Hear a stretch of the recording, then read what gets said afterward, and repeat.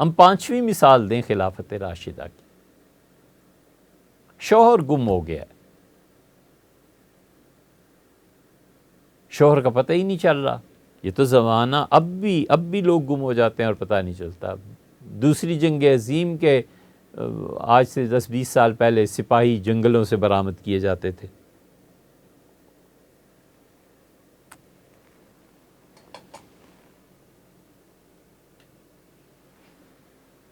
شوہر گم ہو گیا، پتہ نہیں چل رہا.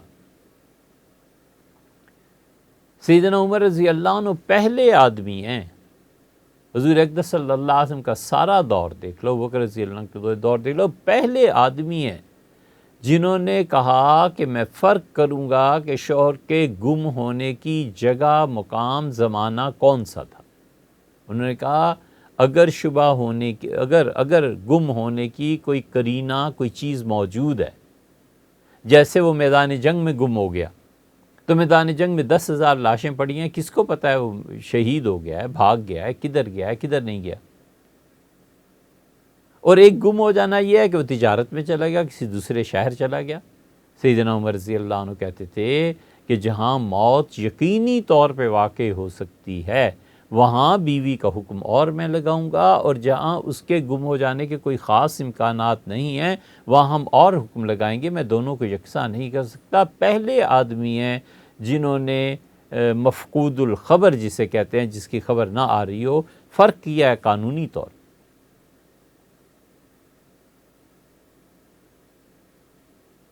اللہ نہ کرے کہ کوئی ایسی بات کہیں ولیعوذ باللہ جس پہ اللہ کی طرف سے گرفت لازم آتی ہو.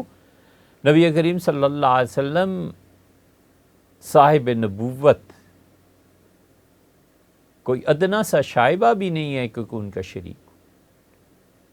سیدنا عمر رضی اللہ عنہ صاحب خلافت، اور امام ابو حنیفہ رحمۃ اللہ علیہ امام صاحب فقہ، یہ تینوں دماغ قانونی اعتبار سے اگر ایک کو چھپا دیں تو دوسرے کا فیصلہ، اور دوسرے کو چھپا دیں تو تیسرے کا فیصلہ. یہ ایک ہی طرح کی سوچ تھی. بہت عرصے کے مطالعے کے بعد ہم اس نتیجے پہ پہنچے کہ یہ فیصلہ رسول اللہ صلی اللہ علیہ وسلم ہوتے تو یہی کرتے. حضرت عمر رضی اللہ عنہ تھے تو انہوں نے یہی. امام ابو حنیفہ رحمۃ اللہ علیہ کے یہاں پہنچا تو انہوں نے بھی یہی کیا. قانونی ساخت کا جو دماغ ہوتا ہے، ان کی آپس کے فضائل، اور کسی کا بہت اعلیٰ ہونا اور کسی کا کم درجے کا، وہ تو مسلم ہے، وہ تو ہمارے ایمان کا حصہ ہے. لیکن قانونی دماغ ایک سا تھا. چنانچہ کتنے ہی فیصلے رسول اللہ صلی اللہ علیہ وسلم کے ایسے ہیں کہ حضرت عمر رضی اللہ عنہ کے فیصلے ایسے تھے، اور ان فیصلوں میں عبداللہ ابن مسعود رضی اللہ عنہ کے شریک تھے. اسی لیے ایک جگہ پہ عبد الرحمن ابن عوف بھی اسی میں آ جاتے ہیں. انہوں نے فیصلہ کیا، اور وہ فیصلہ ٹھیک وہ تھا جو انہیں پتہ نہیں تھا، لیکن رسول اللہ صلی اللہ علیہ وسلم نے وہی فیصلہ فرمایا تھا اس صورتحال میں. ایک جگہ سیدنا عمر رضی اللہ عنہ، انہیں نہیں پتہ تھا کہ جو میں کرنے لگا ہوں یہ اس کے پیچھے کوئی حدیث ہے، تو کسی نے آ کے کہا کہ حضرت رسول اللہ صلی اللہ علیہ وسلم نے بھی یہی فیصلہ فرمایا تھا جو آپ کر رہے ہیں. یہ قانونی نوعیت کی چیزیں. اس سے ہم نے 3 مثالیں آپ کو دیں حضرت ابوبکر رضی اللہ عنہ سے. سیدنا عمر رضی اللہ عنہ اب مفقود الخبر ہے. بیوی آ کے کہتی ہے کہ میرا شوہر کہاں گیا، مجھے پوچھ کر بتائیں. سیدنا عمر رضی اللہ عنہ کہتے ہیں کہ اچھا بھئی بتاؤ وہ غائب کہاں سے ہوا، کس جگہ سے ہوا، کس زمانے میں ہوا. اچھا جنگ میں غائب ہوا ہے، عین ممکن ہے شہید ہو گیا. وہ 10,000 آدمیوں میں لاش کہاں سے نکالیں. اچھا تجارت پہ گیا تھا، غائب ہو گیا ہے. فرماتے تھے کہ مفقود الخبر جو ہے میں اس کو مقرر کرتا ہوں، متعین کرتا ہوں کہ ہم فرض کر لیتے ہیں کہ آخری رات جب وہ دن کو یا کسی بھی وقت مفقود ہوا ہے، مسنگ پرسن ہے، تو ہم مان لیتے ہیں کہ آخری مرتبہ اس کی قربت اس کی بیوی سے اسی رات کو ہوئی تھی یا دن کو ہوئی. حمل کی مدت کتنی ہے؟ یہ سیدنا عمر رضی اللہ عنہ کا فتویٰ ہے. اور امام مالک رحمۃ اللہ علیہ کے بھی، وہ کہتے ہیں 4 سال تک عین ممکن ہے کہ آج رات یہ چیز پیش آئی ہو یا دن میں، اور بچے کی ولادت 4 سال کے بعد ہو اس زمانے کے مطابق۔ تو سیدنا عمر رضی اللہ عنہ کا 4 سال تک ہم انتظار کریں گے۔ جس دن وہ قاضی کے پاس قاضی کے پاس شکایت لے کے آئی ہے، فرمایا آج سے لے کے 4 سال تک انتظار کرو، کیونکہ قانون کی عمل داری تو اب شروع ہوئی ہے نا، اس سے پہلے 2 سال سے مسنگ پرسن تھا، 1 سال سے تھا، وہ الگ بات ہے۔ ہمارے پاس جب مقدمہ کچہری میں آیا تو فرمایا 4 سال تک، 4 سال تک اگر کسی بچے کی ولادت نہیں ہوتی تو اب مکمل طور پہ اطمینان ہو گیا کہ خاتون ان میں پریگننسی نہیں ہے، جو امید سے نہیں ہے۔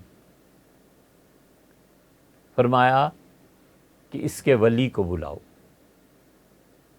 وہ جو مفقود الخبر ہے، مسنگ پرسن ہے، ان کا کوئی چھوٹا بڑا سر پہ ہے یا نہیں، اس کو بلاؤ۔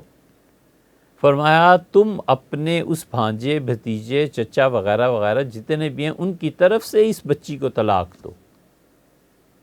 تو وہ یہ کہے گا، حضرت عمر رضی اللہ عنہ کے فیصلے ہیں، وہ کہے گا کہ میں اپنے مثلاً بھتیجا ہے، میں اپنے بھتیجے کی طرف سے فلاں فلاں نام کی بیوی آپ کو 1 طلاق دیتا ہوں۔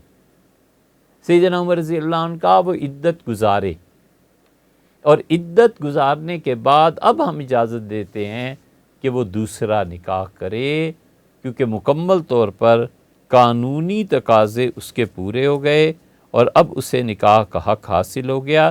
تو اور اگر اس کا پہلا شوہر واپس آ جائے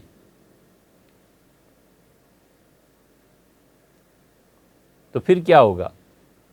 یہ خلافت راشدہ نے مسئلہ حل کیا۔ حضور صلی اللہ علیہ وسلم کے زمانے میں کہاں ہے مسئلہ؟ کچھ بھی نہیں۔ اتنی لازم ہے یہ خلافت راشدہ۔ سیدنا عمر رضی اللہ عنہ کا وہ آئے، اس کا پہلا شوہر وہ آئے تو میں اس سے قسم اٹھواؤں گا، وہ قسم کھائے، اس کی بیوی کا انتقال ہو گیا، اگر زندہ ہے تو سیدنا عمر رضی اللہ عنہ کہتے تھے اگر زندہ ہے تو پہلا شوہر ہی اس کا اصل شوہر ہے، ہم بیوی کو اس کے ساتھ کر دیں گے۔ جو بچے دوسرے شوہر سے ہوئے ہیں یہ بھی پہلے شوہر کو ہی برداشت کرنے پڑیں گے، لینے پڑیں گے۔ اور اگر اس خاتون کا انتقال ہو چکا ہے اس کے آنے پہ، تو سیدنا عمر رضی اللہ عنہ نے کہا کہ اس انتقال کی صورت میں وہ قسم کھائے کہ اس کا ارادہ دوسری شادی کا نہیں تھا، وہ قسم کھائے کہ اگر اس کی بیوی زندہ ہوتی تو وہ اسی بیوی کو اپنی بیوی بنا کے رکھتا، تو پھر میں اسے اس کی اس بیوی سے وراثت میں بھی حصہ لے کے دوں گا، کیونکہ ذہنی طور پر ابھی تک اس پہلی بیوی کے تصور میں ہے، ہم اسے حصہ لے کے دیں گے۔